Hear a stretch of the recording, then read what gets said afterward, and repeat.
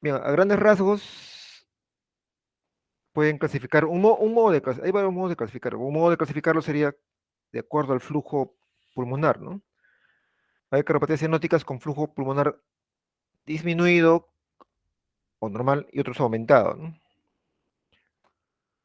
Con flujo pulmonar disminuido, o sea que no hay buena irrigación pulmonar, está con hipertrofia ventrículo derecho y acá la característica es la tetralogía de Fallot. La tetralogía de Fallot es una cardiopatía cianótica con flujo pulmonar disminuida en la cual hay hipertrofia ventrículo derecho.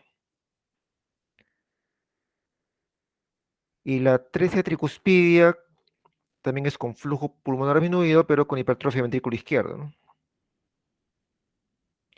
Las cianóticas con flujo pulmonar aumentado, los que tienen hipertrofia de ventrículo derecho, está sobre todo la transposición de grandes vasos, sobre todo la D-transposición o transposición clásica, mm, y el drenaje venoso anómalo total, ¿no? Y los que tienen hipertrofia de ventrículo izquierdo, por ejemplo, el trunco venoso único, ¿no? Vamos a tratar solamente los más importantes. Vamos a empezar con la tetralogía de Fallot, que es la cardiopatía cianótica congénita por excelencia, ¿no? Por excelencia. Como saben, es una cardiopatía congénita cianótica con flujo pulmonar disminuido y ventrículo derecho dominante, como hemos dicho, ¿no? Y tiene cuatro alteraciones clásicas que la representan. La comunicación intraventricular, la estenosis pulmonar que es mixta, o sea, no solamente valvular, sino infundibular. Recuerden que el infundíbulo es el tracto de salida del ventrículo derecho, ¿no? O infundíbulo. Hay cabalgamiento de la aorta e hipertrofia ventricular derecha. Acá hay un esquema de lo que pasa en la tetralogía de Fallot, ¿no? Hay un CIB, una comunicación interventricular amplia, la aorta está un poco alineada a la derecha, es cabalgamiento de la aorta, estenosis infundibular, o sea, el tracto de salida de ventrículo derecho es infundíbulo, io valvular, hay una estenosis ahí, e hipertrofia del ventrículo derecho, ¿no? Entonces, ¿qué es lo que pasa acá? Como acá está obstruido, la salida del ventrículo derecho está obstruido, el ventrículo derecho tiene dificultad para que la sangre pase a la pulmonar. Y se hace más fácil que pase la sangre, en parte, a través del CIB al ventrículo izquierdo, a través del CIB, ¿no? Y de ahí, esta sangre mixta ya pasa a la aorta y por eso es cianótico, ¿no?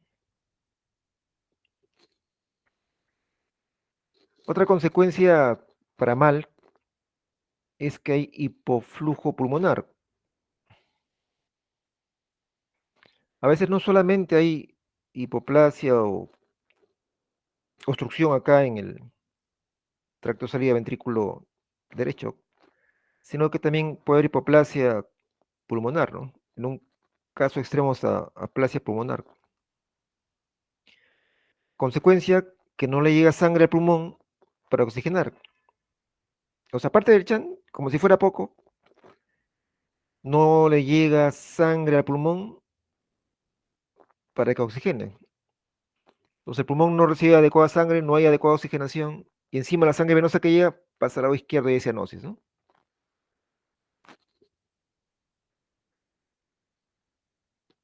Una parte que lo descompensa, y eso vamos a ver más adelante, este infundíbulo que es músculo, produce una obstrucción un poco dinámica. O sea, puede ser que por momentos esté más obstruido y por momentos un poquito más abierto, ¿no? Mientras más obstruido está, todo empeora, porque está más obstruido, la sangre va a pasar de derecha a izquierda casi en su totalidad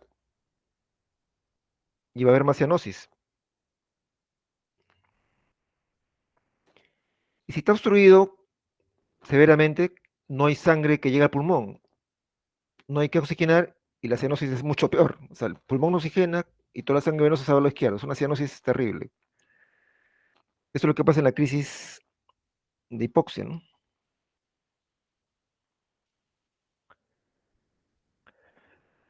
Dese cuenta que acá conviene que de una u otra manera haya sangre en la pulmonar. Como vamos a ver, parte de la terapia va a consistir en que permanezca el ductus abierto, ¿no?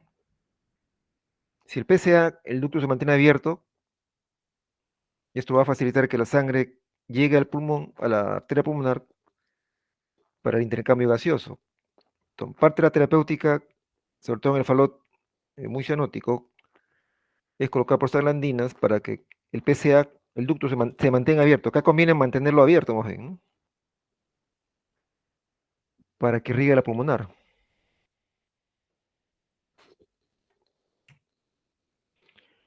Bueno, se llama falot en base al doctor Etienne Louis Arthur Falot, francés, que describió una serie de casos ya por allá a los años 1888 y lleva su nombre esa patología, ¿no? Miren, hay tres tipos: el falot clásico, extremo y rosado.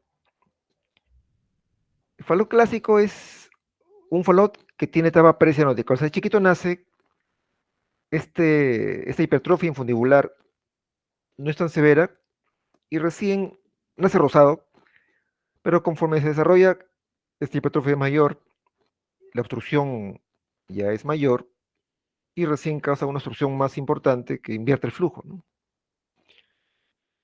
Por eso, lo habitualmente en el falot clásico hay una etapa precianótica que es 6 meses más o menos, y después de los 6 meses ya empieza a hacer cianosis, ¿no? Pero cuando nace, no nace necesariamente cianótico, ¿no? Tiene una etapa precianótica. El falot extremo es una tetralogía falot con severa estenosis infundibular valvular, o sea que está bien obstruido, o atresia pulmonar en extremo, o sea que está acá obstruida totalmente, ¿no? Acá, como les digo, toda la sangre venosa pasa al lado izquierdo, el cuerpo recibe sangre venosa, y acá, como está obstruido, no llega sangre al pulmón y no se oxigena nada, todavía una cianosis severa, ¿no? Y acá sí podrían nacer con cianosis desde edades tempranas, ¿no? Y el falot rosado, que es lo contrario, es una tetralogía falot con estenosis pulmonar leve y no tiene cianosis importante, ¿no? Y se comportaría prácticamente como un CIB, ¿no? O sea, si la estenosis acá es leve, muy leve, y el ventrículo derecho no tiene mucha dificultad en salir a la pulmonar, el chant sigue siendo de izquierda a derecha, ¿no? Y se comporta casi como una comunicación interventricular. Un falot rosado se comporta casi como un CIB, ¿no? Va a tener este aumento. Ya no es con hipoflujo pulmonar, se convertiría, esta es la excepción, el falot rosado sería la excepción, que no es con bajo flujo pulmonar, sino que en este caso es con flujo pulmonar aumentado. Se comportaría como un CIB común y corriente, ¿no? En el caso del falot rosado. Pues ese grupo sí cursa con falla cardíaca parecida a un CIB, ¿no? El falot rosado. Entonces, la clínica clásica, como les digo, hay cianosis tardía, más de 6 meses por lo común. Al nacer puede ser un poco asintomático, con un soplo cardíaco de la cianosis infundibular. Si hay cianosis intensa desde el nacimiento, pensar en falot extremo, ¿no? En curso de los meses puede haber crisis de hipoxia y con el paso del tiempo pues desarrolla la cianosis, el hipocratismo digital, disnea, adopta la posición en cuclillas en los casos ya evolucionados, no más de 2 años.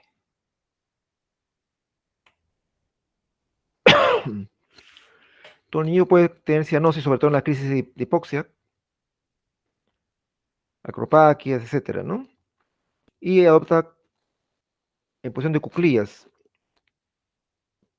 ¿Por qué siente alivio el chiquito al ponerse cuclillas? Acá en este gráfico, a ver, para que el chan de derecha a izquierda disminuya, conviene que la presión arterial izquierda sea alta o baja. ¿Qué pasa si la presión acá es baja? Facilita el pasaje de derecha a izquierda y aumenta el chan. Hay más sangre venosa en el lado izquierdo, eso no conviene. ¿Qué pasa si hay buena presión arterial acá? Si el ventrículo izquierdo tiene buena presión, evita de alguna manera que la sangre venosa no pase al lado izquierdo. Entonces convendría que tenga buena presión el paciente, buena presión izquierda, para resistir un poco que la sangre venosa no pase al lado izquierdo. Cuando uno se pone de cuclillas, aumenta la resistencia periférica. Dicho de otro modo, sube un poco la presión. Y eso amortigua el pasaje de derecha-izquierda y el chiquito como que siente alivio, ¿no?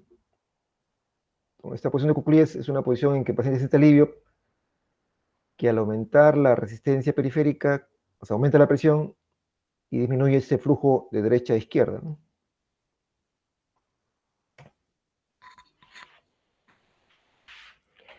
El cuadro clínico depende de la severidad de la estenosis infundíbulo pulmonar, que como dice acá es el marcador anatomopatológico de la severidad de la patología. Esta obstrucción es lo que determina la severidad. Si está bien obstruido, extremo. Si está casi abierto, va bien o falo rosado, ¿no? Este es el problema, la obstrucción en el tracto salida ventrículo izquierdo. Más severo, el cuadro más crítico, ¿no? Más abierto, más tranquilo.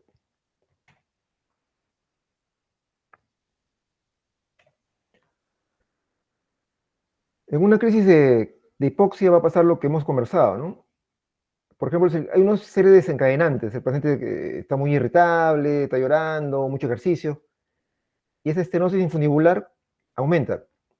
Se obstruye más, entonces la sangre venosa pasa más de la derecha a la izquierda, hay más cianosis, y como está obstruido acá, no llega sangre al pulmón, y el pulmón no tiene que oxigenar, y peor todavía, ¿no? Peor todavía.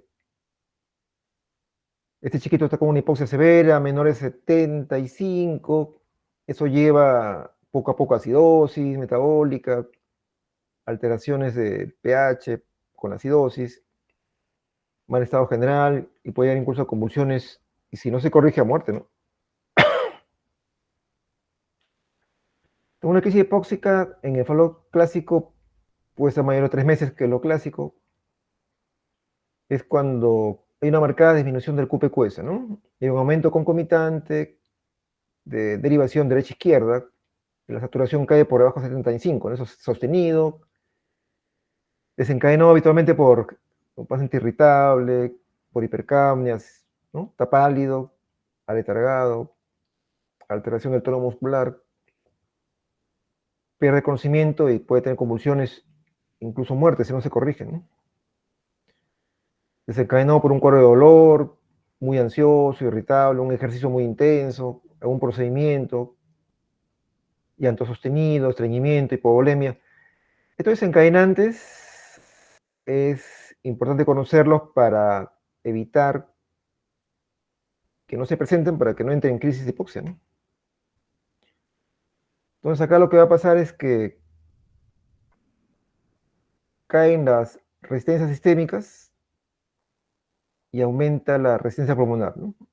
Entonces eso va a hacer que aumente el chan de derecha a izquierda, aumenta más la cianosis, la hipoxemia severa, y eso poco a poco se manifiesta con acidosis, y el chiquitín termina con trastorno del sensorio, alteración del tono muscular, pérdida de conciencia, convulsiones, coma, y si no se corrige, podría llegar a la muerte, ¿no?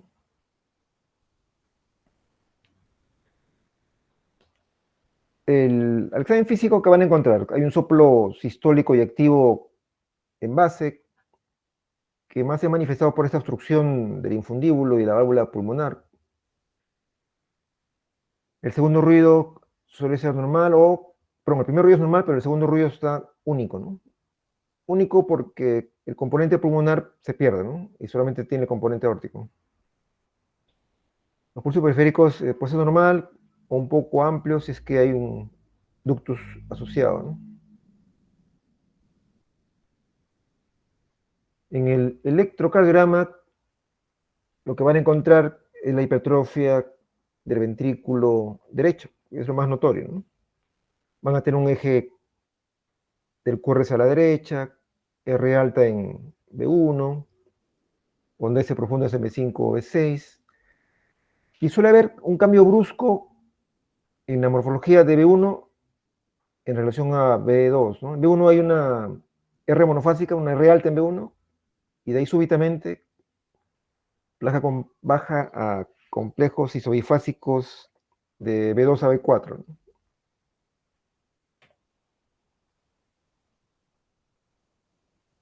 Más o menos como acá. D1, vean el eje completamente a la derecha, ese profundo en D1 indica eje a la derecha. Acá en precordiales, en B1, una R alta en B1, y vean cómo en B2, B3, B4, B5 tiene R altas, S profundas, isobifásicas, sobre todo en precordiales medias, que es muy parecido a lo que se ve en la comunicación intraventricular, ¿no? Este patrón electrocardiográfico se llama patrón de Cass-Wachtel, que es típico del Fallot, y también se ve en el CIB, ¿no? Otro electro, vean el eje completamente a la derecha, vean D1, con ese predominante eje a la derecha. En B1, una R alta por la hipertrofia del ventrículo derecho, y hay un salto que en B2, y a partir de ahí, sobre todo en precaudales medias, el QRS es isobifásico, ¿no? R un poco altas y S profundas, de manera isobifásica, en B2, B3, B4, ¿no? B5 a veces. Es frecuente este salto, ¿no? R altas y de ahí un salto y se hace isobifásico. Más o menos característico esto de la tetralogía de Fallot.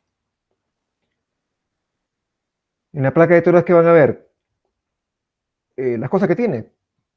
Hay hipertrofia de ventrículo derecho, que se manifiesta con una punta un poco levantada hacia arriba.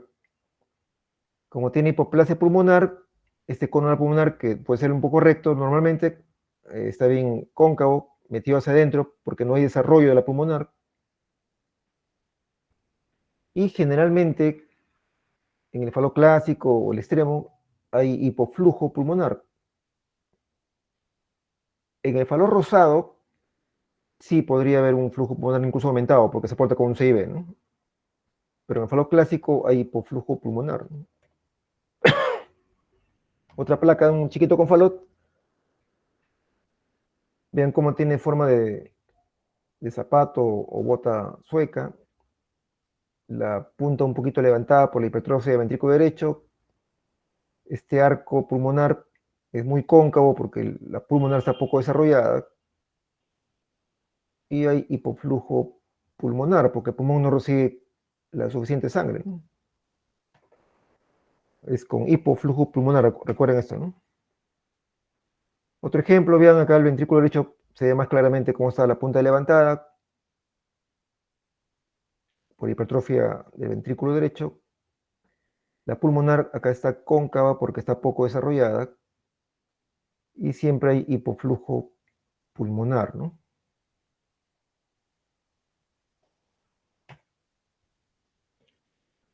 La ecocardiografía es importante porque les va a confirmar con más certeza el diagnóstico. Acá, por ejemplo, vean el septum interventricular, ventrículo izquierdo, ventrículo derecho, la aorta está cabalgada acá en el septum.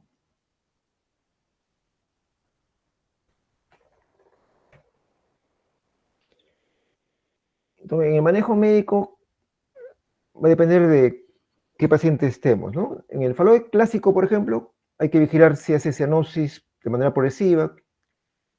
Como les digo, el chiquito con falo clásico no nace cianótico, después de unos meses, 6 meses, empieza a hacer cianosis, y vigilar si hace crisis hipoxia, ¿no? Que hay que manejarla con cuidado porque es una cosa potencialmente grave, ¿no? En el falo extremo, que está cianótico desde el nacimiento o empeora rápidamente, hay que tratar de mantener abierto el ductus arterioso, ¿no? Para que mantenga un flujo en la pulmonar. Entonces, acá conviene mantener el PC abierto, ¿no?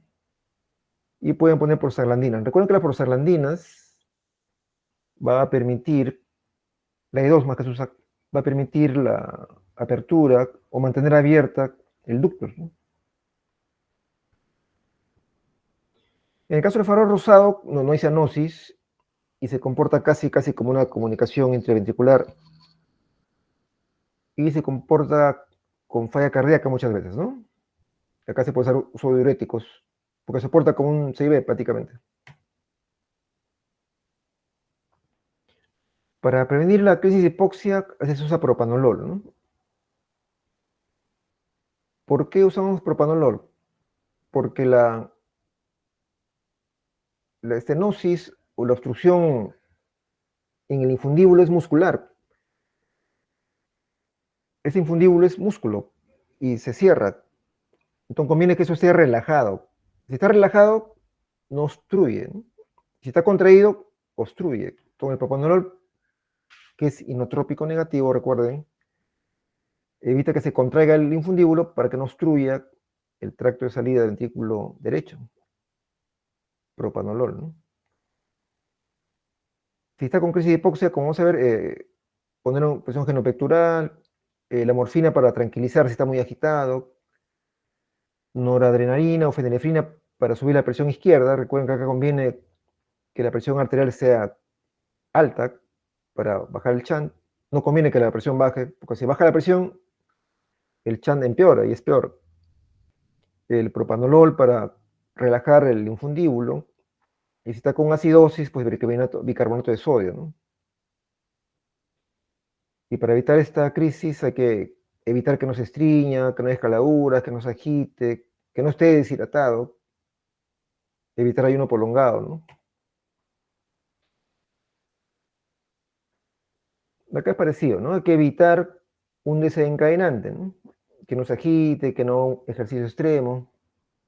Y también se puede dar dosis baja de propanolol de manera preventiva para evitar las crisis de hipoxia, ¿no? La posición genopectoral ayuda. Miren, acá el oxígeno no ayuda mucho porque acá hay el problema que hay un chant. El problema no es la membrana alveolo arterial. El problema es que hay un chant. Entonces acá el oxígeno no va a ayudar mucho, ¿no? Y obviamente manejar o corregir el factor desencadenante, ¿no? Por ejemplo, supongamos que tiene una infección el chiquitín. Si tiene una infección, que el chiquitín está irritado, hay que corregir eso, ¿no? Porque eso le puede desencadenar una crisis de hipoxia. Entonces hay que corregir el factor desencadenante de la crisis, ¿no? Se puede sedar si el chiquito está muy agitado, sedación con morfina, eh, puede ser intramuscular, intravenosa o subcutánea, lenta. Volumen, cristaloides, para que no se deshidrate. Si está con acidosis, sobre todo, bicarbonato de sodio, fenilefrina, para evitar que no haga presión baja. Y el propanolol, para intentar abrir o que se relaje el infundíbulo, para que la obstrucción del infundíbulo no aumente y se relaje más bien, ¿no?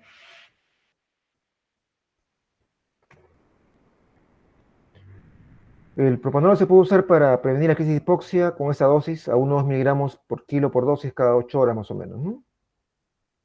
La idea del propanolol es relajar el infundíbulo para que no haya crisis de hipoxia, ¿no? En el fallo extremo, como les digo, la porea pulmonar no recibe sangre y hay que buscar una estrategia para que reciba sangre de alguna parte. Y acá conviene mantener abierto el ductus.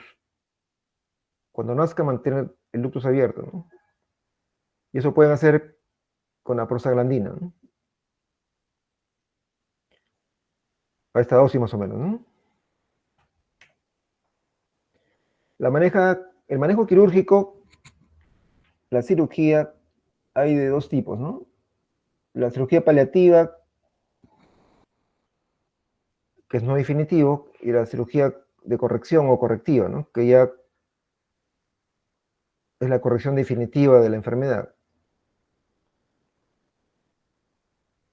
Se puede hacer una cirugía paliativa, sobre todo cuando el chiquitín hace cianosis importantes o hace crisis de hipoxia muy severas, o hay una atresia pulmonar, o hace crisis de hipoxia muy seguidas.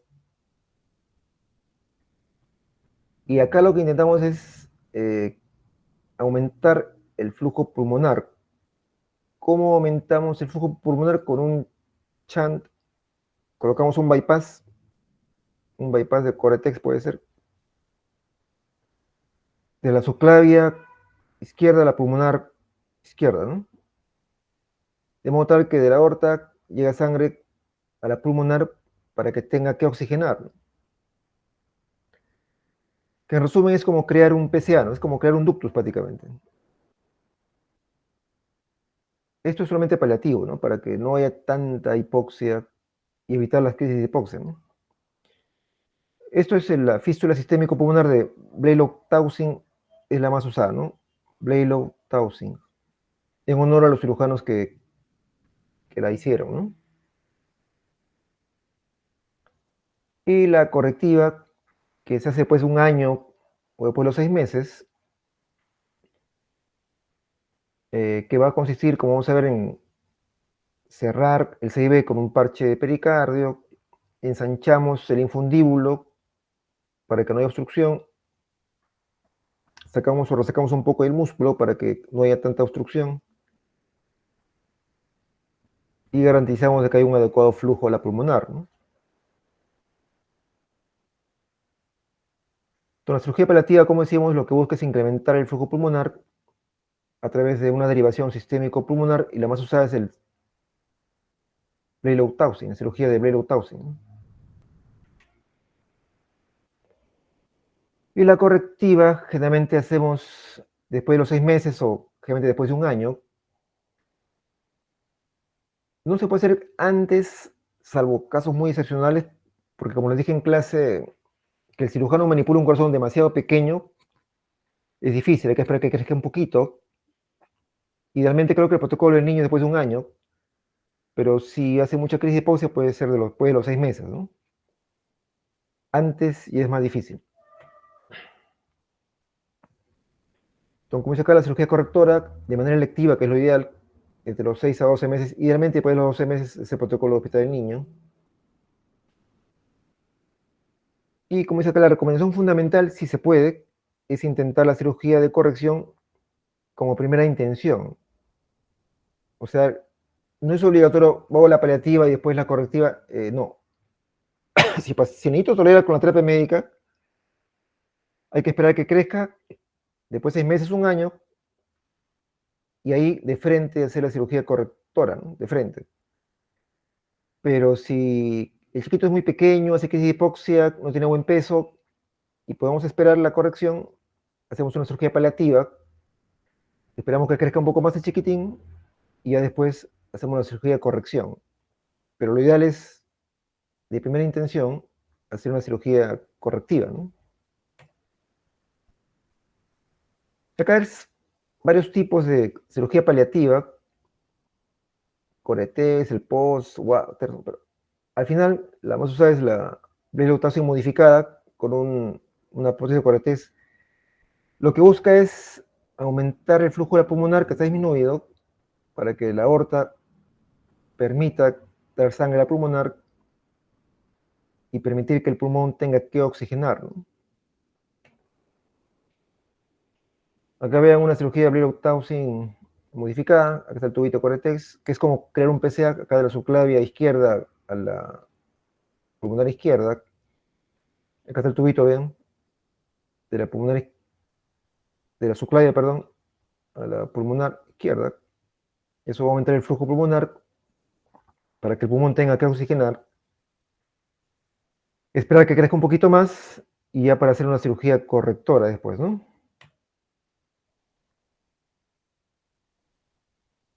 Esto. Y la cirugía correctora lo que va a consistir es en esta estenosis infundibular, que es por hipertrofia del infundíbulo, se reseca, o sea, se libera la obstrucción, cerramos el CB con un parche de pericardio, por ejemplo, y abrimos un poco el tracto salida para que no haya obstrucción y el paciente corrige, ¿no?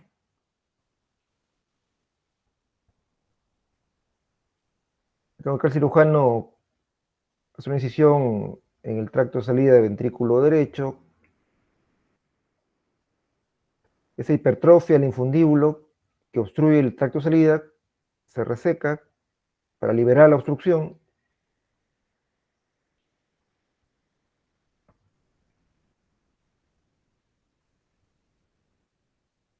Está resecando esta hipertrofia infundibular que obstruye el tracto de salida. Y esto ya permite casi una liberación del... Acá es una vista desde adentro. Estamos dentro del ventrículo derecho, acá está obstruido, la válvula pulmonar está al fondo, el cirujano está resecando esa obstrucción, esa hipertrofia infundibular, el cirujano lo reseca y ya libera el tracto de salida, ¿no? Acá está el CIB, acá está el CIB. Poner un parche para cerrar el CIB, la comunicación interventricular,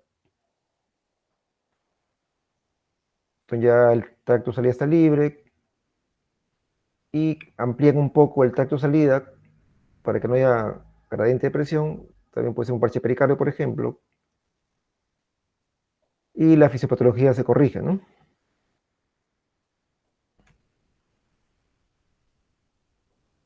Otra patología, la anomalía de Epstein.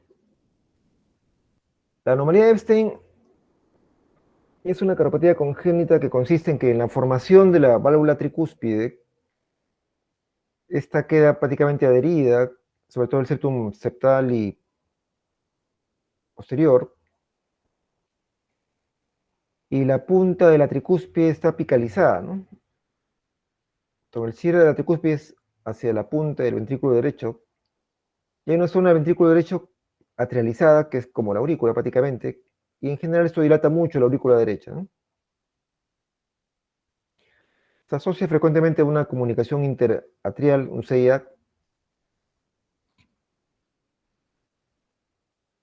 y este CIA, en este caso por la patología, puede ser que las presiones derechas ganen a las izquierdas, y hay un chan, puede haber un chan de derecha a izquierda, que puede terminar cierto grado de cianosis, ¿no?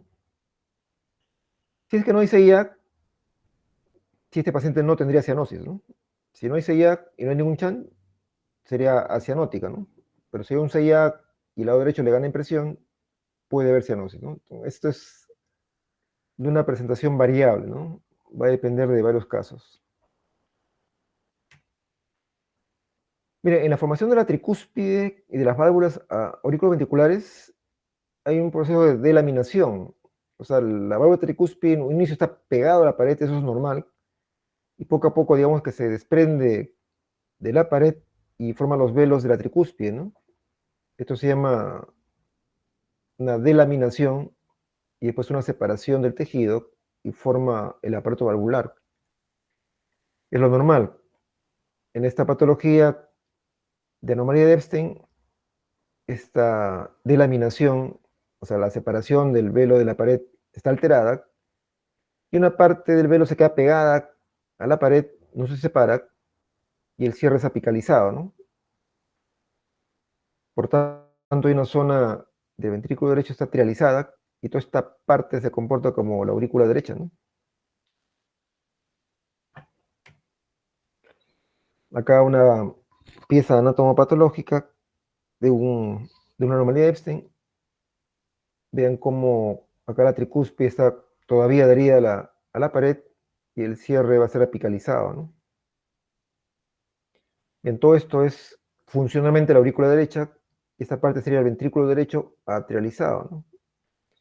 Acá está el cierre de la tricúspide, pero el anillo está acá, el anillo tricúspide está acá, pero el cierre está acá en la punta, ¿no? Y acá hay un CIA, ¿no?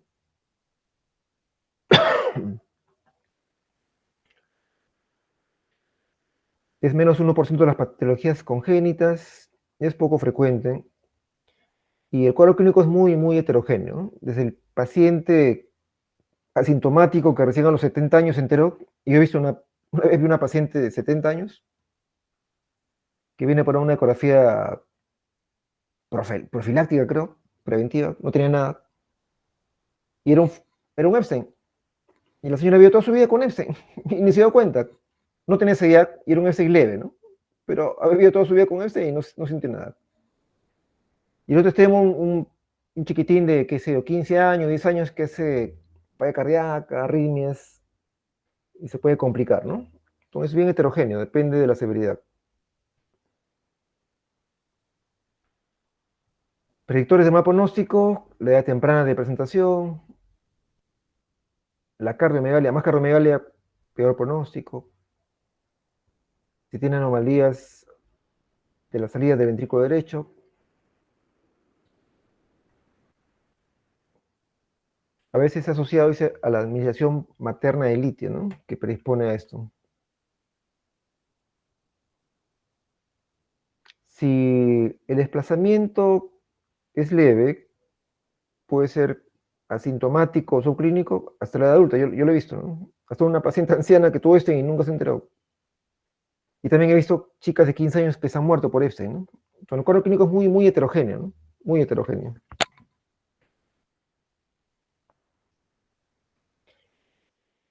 Más o menos hasta la tercera parte, más o menos cuarta, tercera parte de los pacientes con anomalía de Epstein tienen vías accesorias, tipo Wolf. Cuando hay un Epstein, hay que buscar si tienen una vía accesoria, ¿no?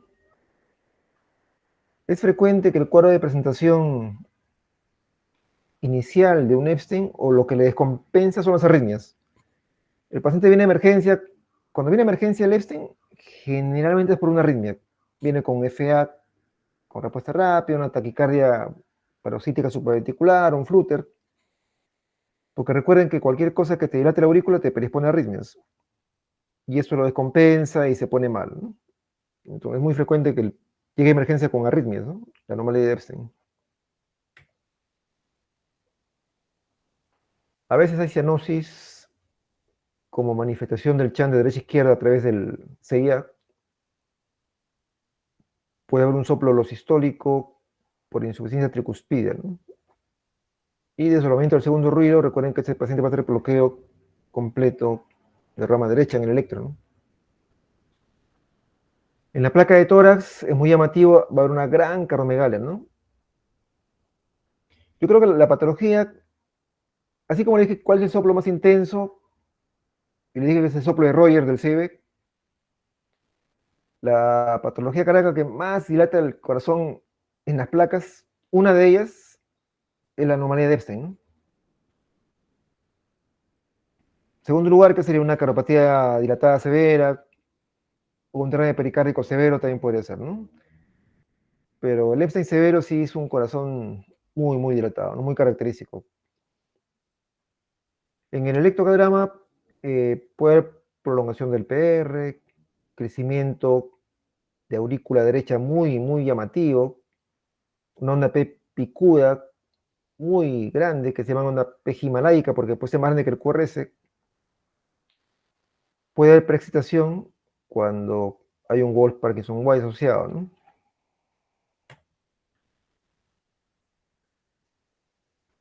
Ven acá un chiquitín con anomalía de Epstein, con un corazón extremadamente dilatado a expensas principalmente de cavidades derechas. Otro caso, vean, una cardiomegalia importante, sobre todo a predominio de cavidades derechas.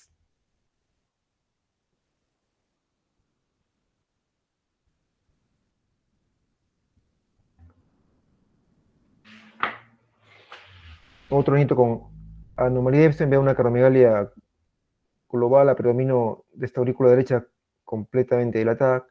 Vean que en todas las placas no hay congestión pulmonar. La congestión pulmonar no es parte del cuadro de Epstein, es con flujo pulmonar normal.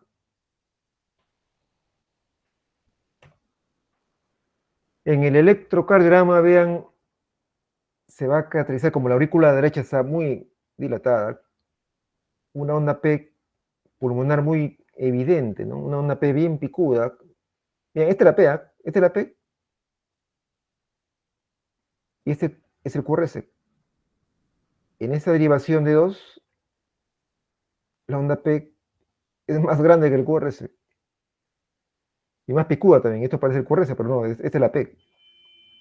La P del QRS es una P muy alta, muy picuda. Acá también B1, esta es la P muy picuda y el QRS ancho con imagen de bloqueo completo de rama derecha. Suele tener casi siempre bloqueo de rama derecha, ¿no? Porque la parte derecha está alterada, ¿no? Y una onda P muy picuda por el crecimiento de aurícula derecha, ¿no? Acá otro cuadro un poco menos severo, pero vean también la onda P muy picuda, alta, por el crecimiento de aurícula derecha, ¿no? La ecocardiografía va a ser muy importante, le va a definir bien el diagnóstico con más claridad. Vean acá, esta es la parte izquierda, esta es la parte derecha.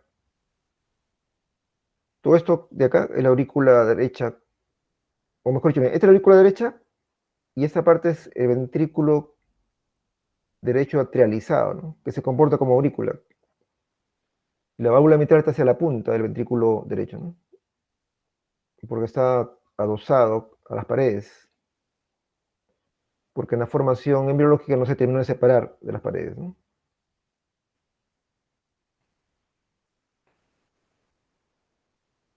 Acá hay otro caso, no se ve bien, pero también una dilatación muy grande de la aurícula derecha que genera insuficiencia tricuspidea de grado variable, ¿no? Acá está, vean, esta es la bola tricúspide, esta es la aurícula muy dilatada y la insuficiencia tricuspidia, ¿no? Dense cuenta que el lado derecho es mucho más dilatado que el lado izquierdo. El lado izquierdo está acá chiquito, ventrículo y aurícula izquierdas, y todo es derecho, ¿no? Está extremadamente dilatado. La terapia de Lepstein es compleja, es complicada. eh, Hay que manejar la falla cardíaca y las arritmias que frecuentemente tienen, ¿no? Flutter, fibrilación, TPCB. eh, Hay que manejarlas porque es la arritmia lo que más descompensa al paciente, ¿no? Y corrección quirúrgica también se hace, pero técnicamente no es sencillo, no es sencillo, pero sí es posible hacer cirugías, ¿no? Para corregir esa anomalía.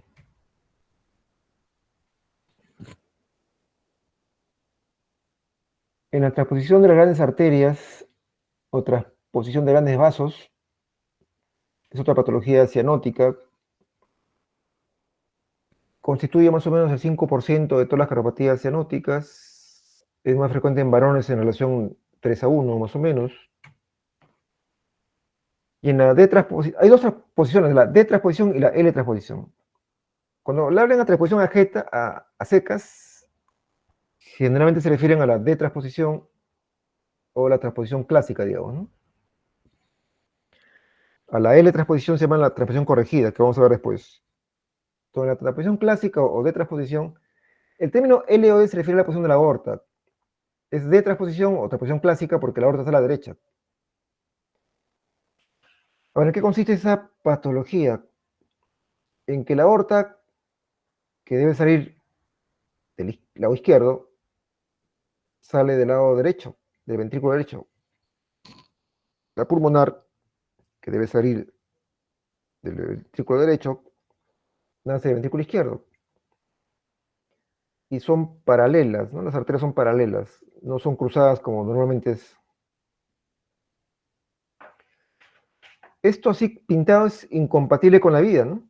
Es incompatible con la vida porque, mira, la sangre venosa regresa al lado derecho, la sangre venosa sin oxigenar va a la aorta, el cuerpo recibe sangre sin oxígeno, esa sangre sin oxígeno otra vez regresa al lado derecho, y así, y el cuerpo se queda sin oxígeno, nunca se oxigena.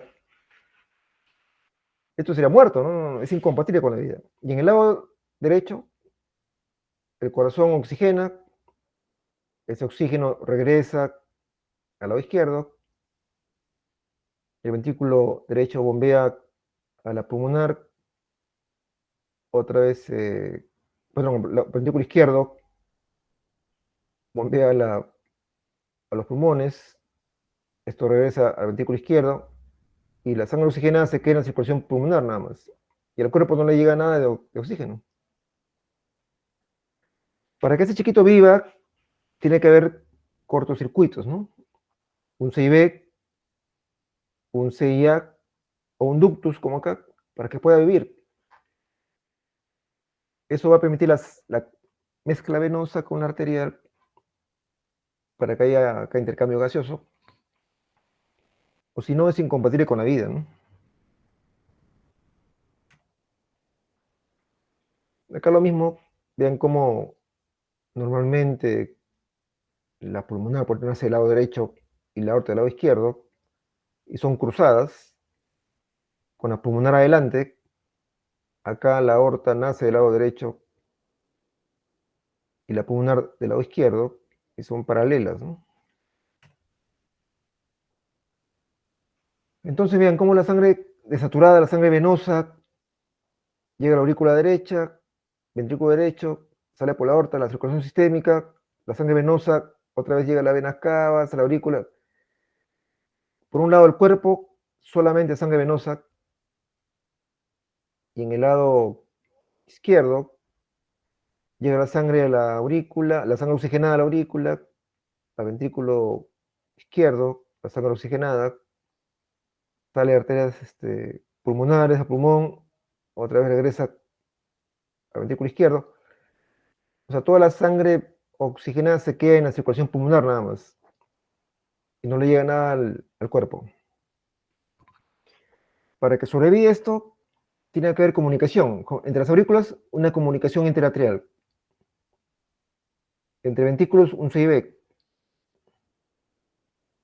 Y eso conviene, ¿no? Y entre las arterias, pulmonar y aorta, un PCA. Entonces, si tiene un CIA, si tiene un CIB o tiene un PCA, mejor. Eso va a permitir la combinación de los dos circuitos que están aislados para que el niñito viva, ¿no? Entonces, en esta patología también, más que en el faloide extremo todavía, es ductus dependiente. Acá conviene mantener abierto el ductus. También habría que poner prostacyclina para que se mantenga el ductus abierto, ¿no?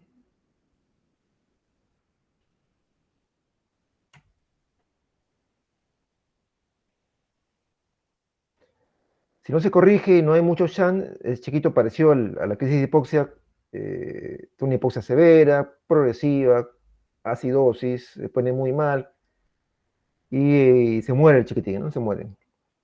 Por eso esto es una emergencia, ¿no? Una transposición sin chance es una emergencia. Nace y se muere al poco rato, ¿no?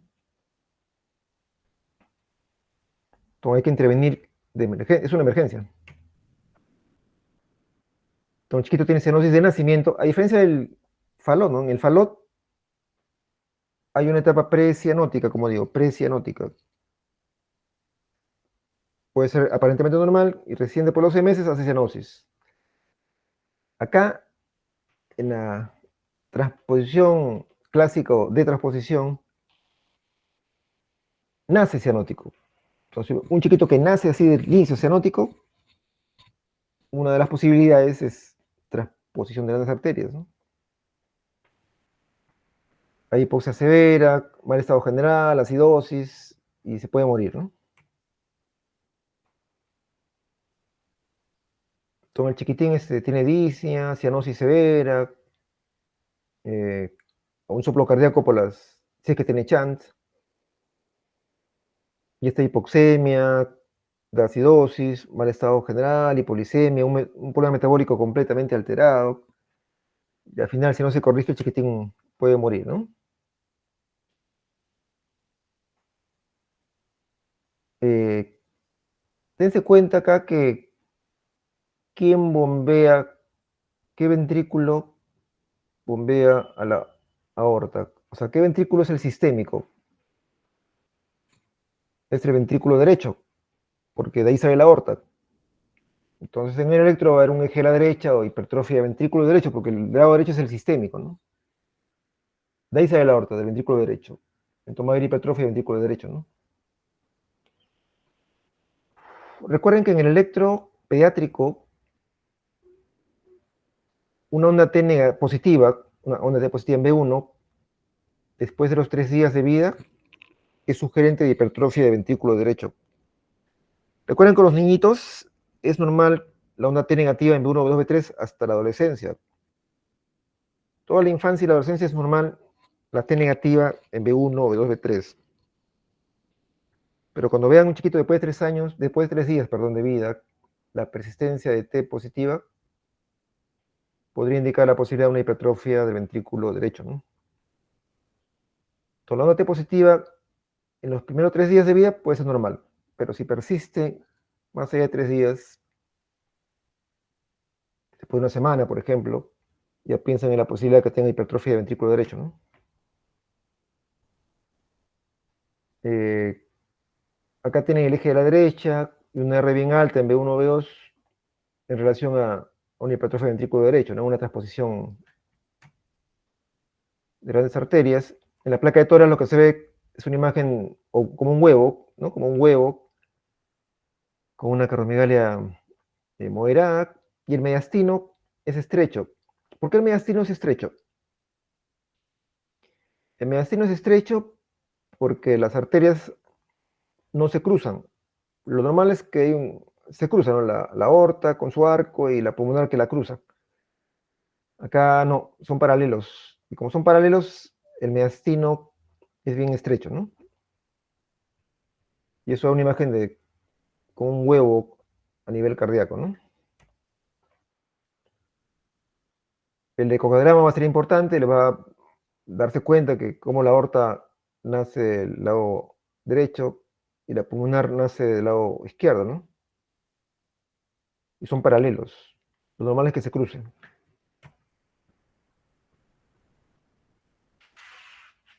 Entonces, el niño más comprometido, el más grave, es el que no tiene ningún tipo de shunt. O sea, si no tiene CIA, PSA, se pone mal. Y ahí es importante mantener abierto el ductus. Para ello se pone prostaglandina E1, para mantener abierto el ductus en lo posible. Y además, si se puede, hacemos lo que se llama un procedimiento en hemodinamia que se llama septostomía auricular con el balón de Raskin. Como les dije, acá conviene que haya un CIA. Y si no lo tiene, le creamos un CIA. O sea, le rompemos el septum interatrial a propósito por el chiquito para crear un chan, ¿no?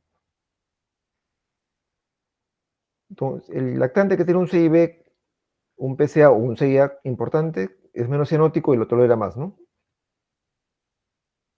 Pero sí tendría más riesgo de falla cardíaca, ¿no?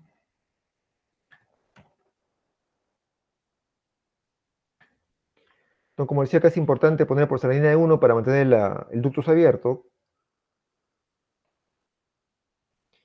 Y en casos severos se puede hacer una septostomía con balón de Raskin, ¿no? ¿En qué consiste ese balón de Raskin? Ponemos un catéter con un balón en la punta, pasamos de la aurícula derecha a la izquierda, inflamos el balón, lo jalamos y al jalarlo se rompe el septum interatrial, ¿no? Rompemos el septum y creamos un CIA. Vean acá, un paciente real, le han puesto un balón de Raskin,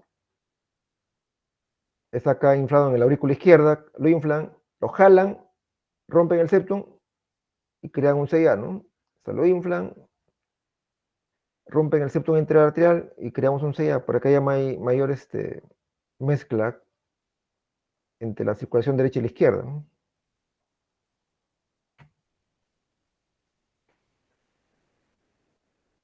La cirugía definitiva más usada actualmente es la de Yatene, que consiste en colocar las cosas en su lugar. O sea, la aorta regresar al lado izquierdo y la pulmonar al lado derecho. Es la cirugía que más se hace. Hay otras, la de Mustar, la de Rastel, etcétera, que ya, de Zenin ya no se usa mucho. La de Yatene es la que más se usa, que es la cirugía correctora que coloca las cosas en su lugar, digamos, ¿no? Para ello, la pulmonar y la aorta se sacan de sus lugares. Las coronarias, eh, vamos a ver que ponemos en el lado izquierdo, se sacan las coronarias y colocamos todas las cosas en su lugar, ¿no? Zona pulmonar, que estaba en el lado izquierdo, le vamos a pasar al lado derecho, que es su lugar. Las coronarias las pasamos también al lado izquierdo, que es su lugar.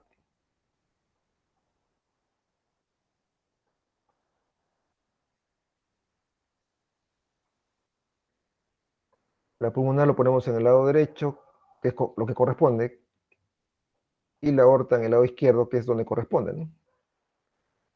En otras palabras, colocamos las cosas en su lugar, ¿no? Es una cirugía compleja, pero es la que más se usa actualmente, es la correctora que puede solucionar este problema de transposición, ¿no? Acá es lo mismo, ¿no? Lo que he visto en el video. Prácticamente desprendemos la aorta y la pulmonar, la colocamos en su lugar, la aorta ya en el lado izquierdo, que estaba en el derecho, la pulmonar que estaba en el izquierdo, pasamos al lado derecho, y las coronarias que también están alteradas, la colocamos en su lugar, ¿no?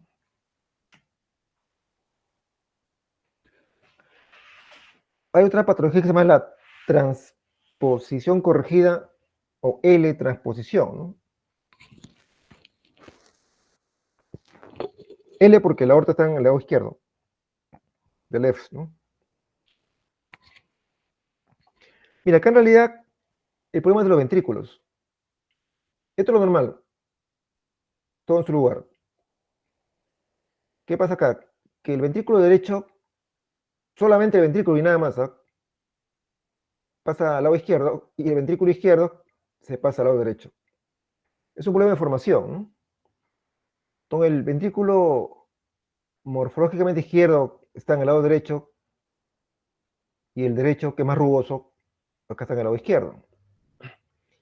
Como ven, acá no hay cianosis porque no hay mezcla de sangre arterial con la venosa. La circulación funcionalmente es normal. La sangre venosa va al pulmón, se oxigena, regresa al lado izquierdo y de ahí sale a la aorta. Es todo normal, no hay problema. Pero los ventrículos están invertidos. Entonces la aurícula derecha en realidad drena al ventrículo izquierdo, que está a la derecha, y el ventrículo izquierdo sale a la pulmonar. Entonces hay una discordancia atrioventricular y ventrículo arterial, ¿no? Pero en sí no hay ningún chant, no hay cianosis acá. Entonces este paciente llega a la edad adulta, llega a la edad adulta sin otras patologías, sin mucho problema a veces. El problema está en que el ventrículo derecho, al ser el sistémico, porque bombea la aorta, puede alterarse, ¿no? Puede alterarse porque no está diseñado para ser el sistémico y tal vez ese sea su problema, ¿no? En la transposición corregida de grandes vasos. Desde cuenta que eso se volteó, esto está invertido, el septum interventricular está invertido. Y recuerden que el primer vector de exposición, que es la R de B1 o la Q de B5, B6, ese es el vector que va de izquierda a derecha, así, ¿no? Pero como está invertido, el vector va a ser así, de derecha a izquierda, al revés. Y esto se va a ver en el electrocardiograma, ¿no? En el electro, esta posición va a dar una Q chiquita en B1 y ausencia de Q en la cara lateral, porque el primer vector de despolarización está invertido, ¿no? Y para acabar esto de cianóticas, recuerden que las cianóticas tipo ductus, C y B, sobre todo, C a veces, por un aumento de flujo pulmonar, con las décadas hay una hipertensión pulmonar irreversible que hace que el ventrículo derecho tenga una hipertensión que le gana al lado derecho y el chant se invierte y la sangre venosa sin oxigenar pasa al lado izquierdo y se convierte en cianótica, ¿no? Entonces, el síndrome de Eisenmenger es cuando una cianótica tipo C y B, por hipertensión pulmonar, invierte el flujo y se convierte en cianótica, ¿no? Como decía, esto en los niños no pasa, eso pasa después de la segunda o tercera década de la vida, ¿no? Los niños pequeños esto no pasa, es un proceso de muchos años para que llegue a este nivel, ¿no? Por eso es importante detectarlo a tiempo y corregirlo lo más precozmente posible. No hay que esperar que pase años o llegar a adulto porque ahí a veces ya no podemos hacer nada, ¿no?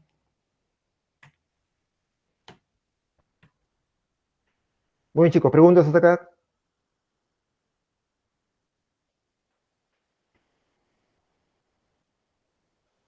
Doctor, Dime. eh, cuando se busca mantener abierto el conducto arterial, Sí, el el ductus. SEA, ¿no?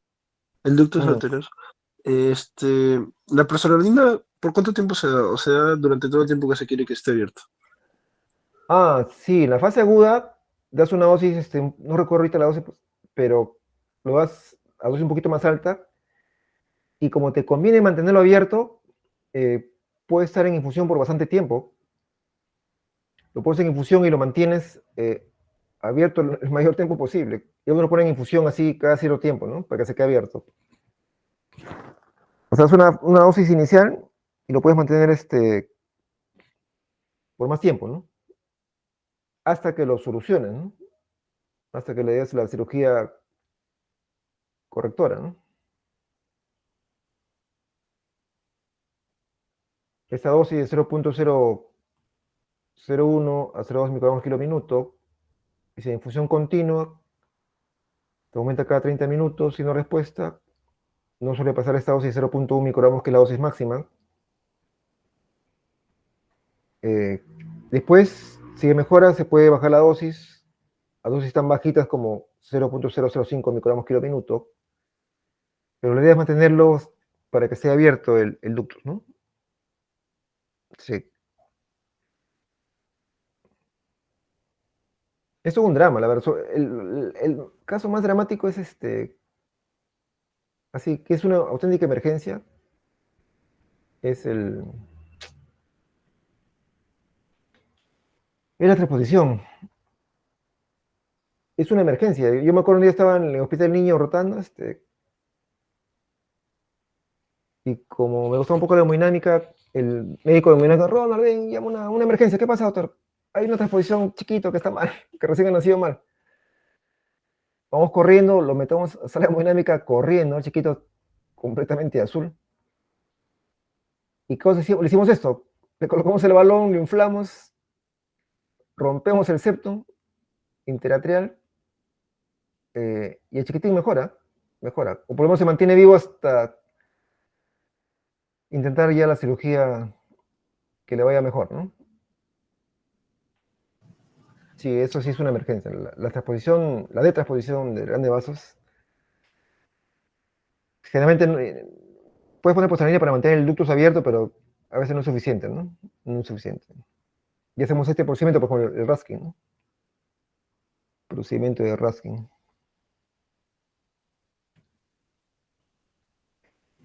Eh, Doctor, Hay que ser subespecialista para hacer esto, ¿ah? Esto, como les dije, en la clase hay un subespecialista que es cardiólogo pediatra que se dedica a hacer estas cosas, ¿no? Y los hemodinamistas se se especializan, y hay hemodinamistas pediátricos, ¿no? Hay hemodinamistas que más se dedican a poner stent, otros hemodinamistas que ponen el TAV, etcétera, y hay hemodinamistas pediátricos que ponen el Amplatzer, este balón de Raskin, una serie de cosas, ¿no? Sí, me preguntaban. doctor, también se puede hacer, así como en el falot, se puede hacer en la transposición de la aorta un puente, ¿no? Tipo una comunicación de la arteria subclavia a la arteria pulmonar. Había una PPT donde vi, ¿no? En la tetralogía del falot, donde la cirugía se hacía la conexión de la arteria subclavia a la arteria pulmonar. Eso también se puede hacer en la transposición de la aorta.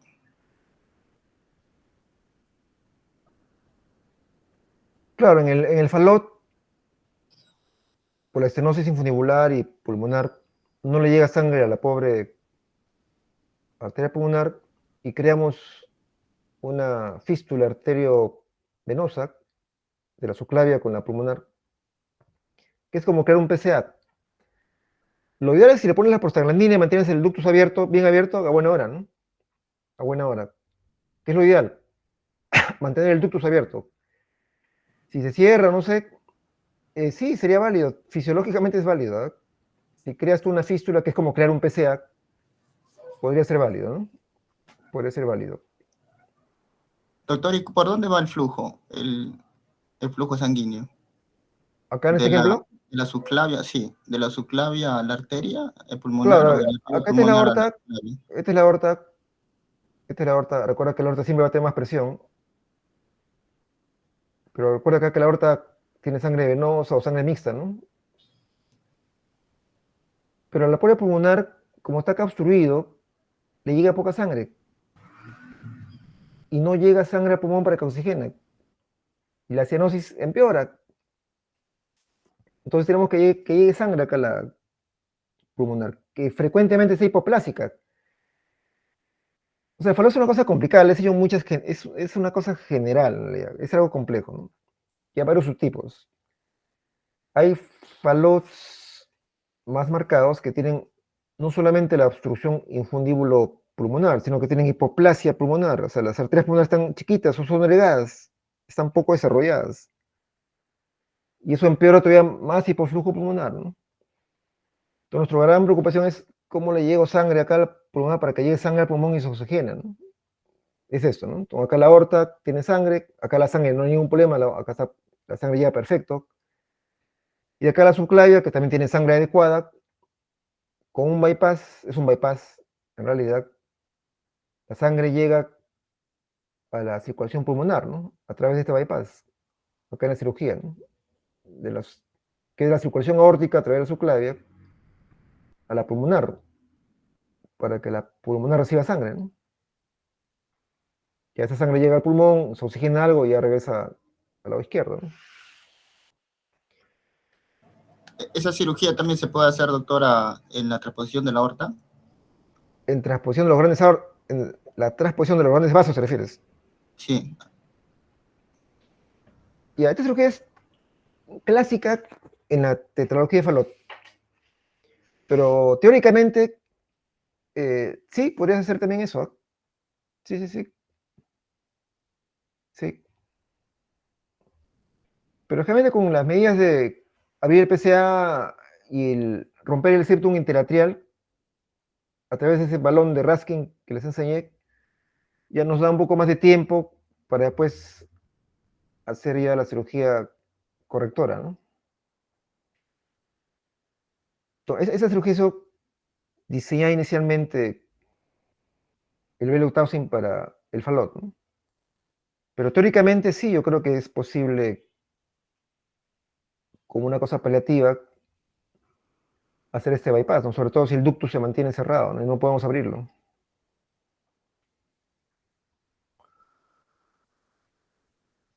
Sí. Otra pregunta, chicos. Doctor, así unos pasos simples para abordar, por ejemplo, un recién nacido cenótico.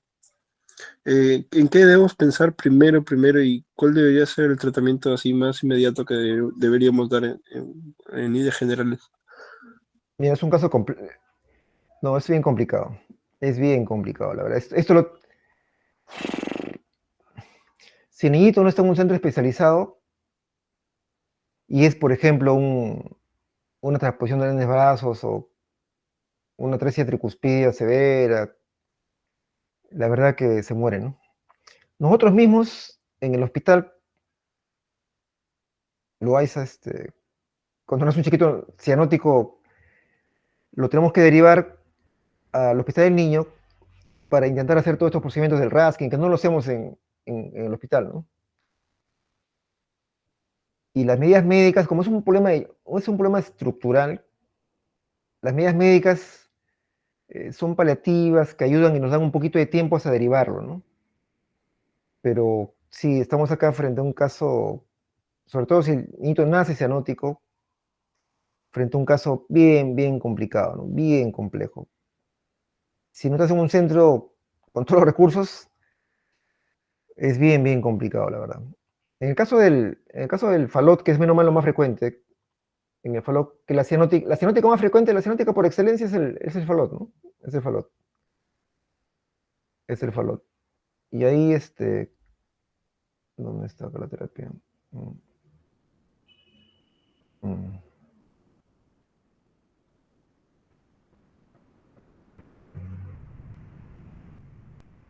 Entonces, si el chiquito nace con cianótico de nacimiento, dentro de las posibilidades es que sea una transposición de las nevasos y otra que sea un falote extremo, ¿no? Podría ser, ¿no? Pero el falot, desde el punto de vista probabilístico, es frecuente, es frecuente. Pero les recuerdo que el falot clásico, la cianosis, la hace después de 6 meses. Nace medio rosadito y la estenosis infundibular se desarrolla un poco después. Acá, como dice el manejo, hay que evitar un desencadenante que no esté muy irritable, que no haga mucha actividad física. Se puede usar propanolol de manera profiláctica para evitar las crisis de hipoxia. La posición genopectoral que aumenta la resistencia periférica y baja el CHAN ayuda. El oxígeno podrías darle, pero no va a ayudar mucho porque acá no es el problema la membrana alveolo arterial, sino el CHAN. Con esto no va a ayudar mucho. Puedes ponerle, por ejemplo, si está muy agitado, muy llorando, muy agitado, eso aumenta la estenosis infundibular. Entonces el chiquito tiene que estar un poco relajado, entonces no sea sedación. Usamos morfina, esta dosis, midazolam, estas dosis, o fentanilo, ¿no? No conviene que le baje volumen, no conviene que esté deshidratado, porque si está con poco volumen, entonces deshidratado, baja la presión y eso aumenta el CHAN, y el paciente empeora. Entonces pone un poquito de volumen, como 10 mililitros por kilo de peso en bolo, por ejemplo. Cuando ya está malito, suele tener acidosis, ¿no? La acidosis, la cianosis y la hipoxia determina que el chiquito tenga acidosis. Y esa acidosis pues pone mal al chiquitín, ¿no? Entonces ponemos bicarbonato de sodio, como se 1 o 2 medicamentos por kilo endovenoso en la fase crítica de la hipoxia, ¿no? De la crisis hipóxica. También se puede poner un poquito de fenilefrina. ¿Para qué? Para subir la presión. Porque si la presión está baja, aumenta el CHAN de derecha a izquierda y el paciente se pone peor. Conviene subir un poco la presión para que el flujo no sea tan invertido, ¿no?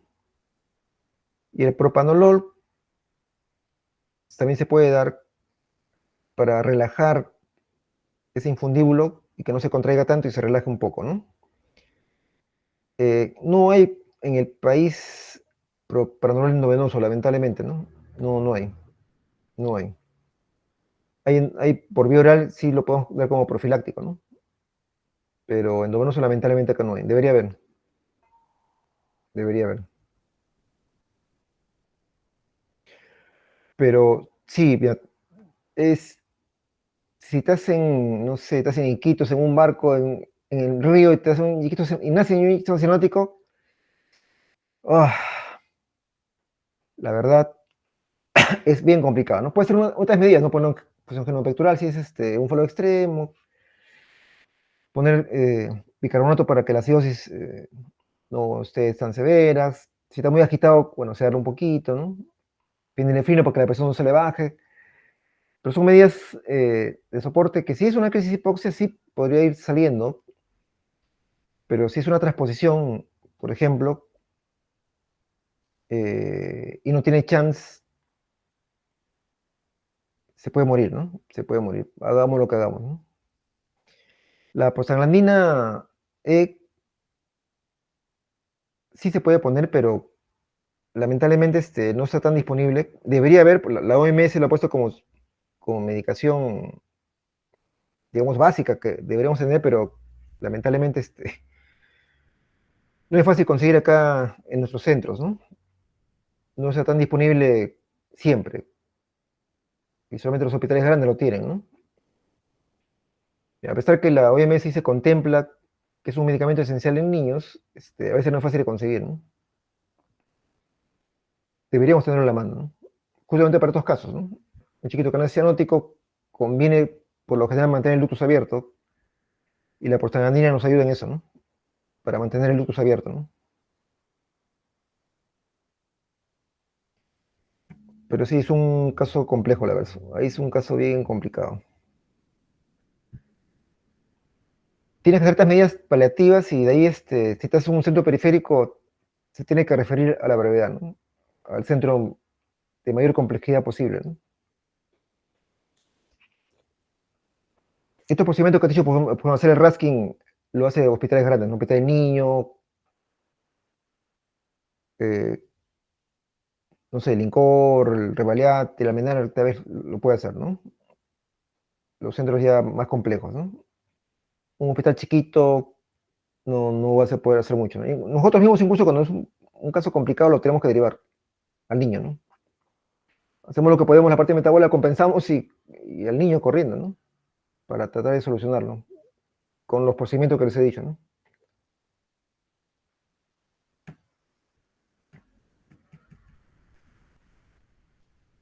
Ahora, es mucho más frecuente las cardiopatías acianóticas, ¿no? Las acianóticas sí son pan de cada día. Las cianóticas, menos mal, es menos prevalente que las acianóticas, ¿no? Y sí, su manejo es un poquito más calmado, entre comillas, ¿no? El CIA, el CIB, el PCA, que sí es frecuente, se puede manejar de manera programada, digamos, ¿no? Programada. Pero si un chiquito que nace con cianosis sí es una emergencia, ¿no? Es complicado.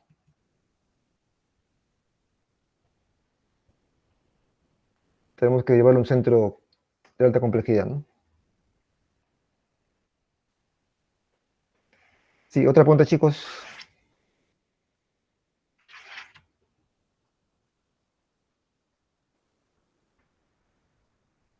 Si no hay preguntas, el día de mañana la clase de arritmias va a ser a las 10:30. El doctor Omar me ha comunicado y podría a las 10:30 para que no esperen hasta las 12. Y el caso clínico patológico lo vamos a hacer virtual conmigo, pero a las 8 de mañana.